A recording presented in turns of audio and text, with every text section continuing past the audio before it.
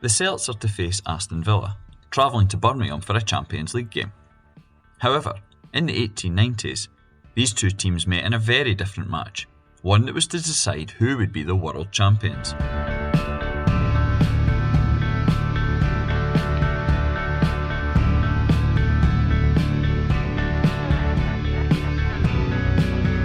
In the 1800s, football competitions looked very different from what we've now come to expect.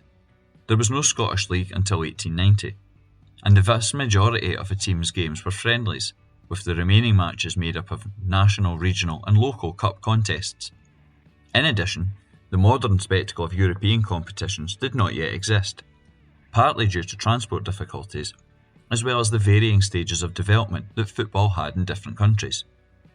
In the absence of matches versus continental teams, excitement was achieved through cross-border fixtures. After their first game in 1888, Celtic often played games in England and Ireland, first doing so in 1889. Their maiden English game was a 3-1 loss in London when opposing Corinthians, in a match played at the Oval, now more famous as a cricket ground. Celtic's first trip across the Irish Sea took them to Belfast to meet Distillery, a match the boys won 1-0. However, it wasn't just Celtic that made these journeys. Numerous Scottish, Irish and English teams travelled across Britain, attracting crowds eager to watch the visiting sides. And to further increase interest in football games, often very grand-sounding titles were given to the encounters. Some were called International Challenge Match, World Championship, or even the Championship of the World. These were the fixtures that brought together the winners of the FA Cup and Scottish Cup, or later the English and Scottish leagues. Arguably the most famous of these came in 1888. Playing at the second Hampden Park, now known as Kafkin Park, Scottish Cup winners Renton beat West Bromwich Albion, holders of the FA Cup. Afterwards, Renton erected a sign at their ground saying Champions of the World.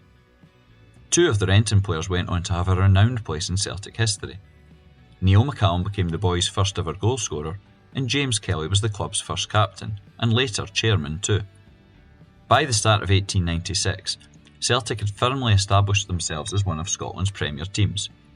They had won the Scottish Cup, twice been league champions, and also brought back to Celtic Park trophies like the Glasgow Cup and Charity Cup. In the days where the league calendar involved fewer games, Celtic's 1895-96 season had ended in December 1895, with the boys sitting at the top of the table. However, it wasn't until Rangers played their outstanding game in February 1896 that Celtic were again crowned champions. In terms of English League victories, Aston Villa were the dominant side of the 1890s. In the 7 seasons from 1893-94 until 1899-1900, Villa were the title winners on 5 occasions. Their second title was confirmed on the 4th of April 1896, and their season ended 2 days after this. Later that same month, Villa took part in a Scottish tour, including games against Hibernian and Ayr United. However, the most notable match was their visit to Celtic Park. As both the boys and villains were their respective countries' champions, this was seen as another World Championship match, and the formal advertised title was International League Championship. Despite this grandiose title, there was only a certain amount of fan interest.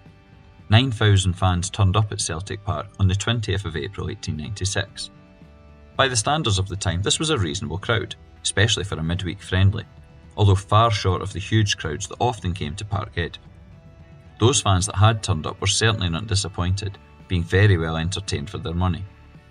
Almost as soon as the game began, the visitors took the lead, and the scorer was someone well known at Celtic Park.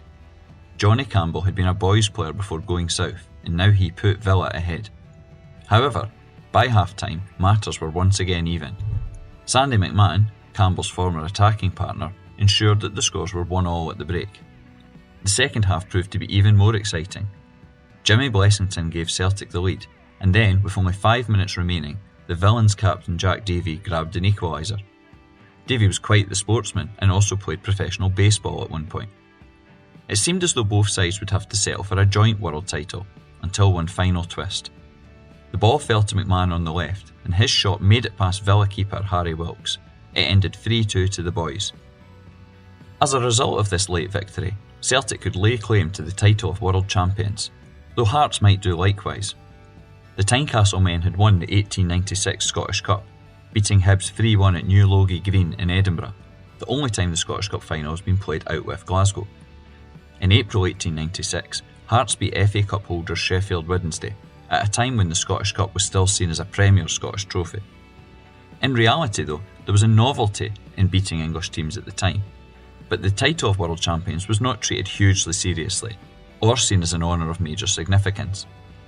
In fact, after Celtic's victory, one newspaper decried this attitude, saying, "We think that more importance should be attached to the honour of the International League Championship. It means a big effort on the part of the clubs engaged, and given such brilliant football as was seen at Monday evening at Celtic Park, is worthy of 3 times the attendance that graced the meeting that evening." As with many competitions that the boys won in that era, this hardly stands out as a momentous part of Celtic's heritage, and fans will give little thought to this as the Hoops take on Aston Villa. Still, for that one day where Celtic might have called themselves world champions, it's worth remembering as part of the club's overall history tapestry. If you want to learn more about Celtic history, follow Hail Hail History on Twitter X. You can also take part in a free Celtic history walking tour. Visit celticwalkingtours.wordpress.com for more information.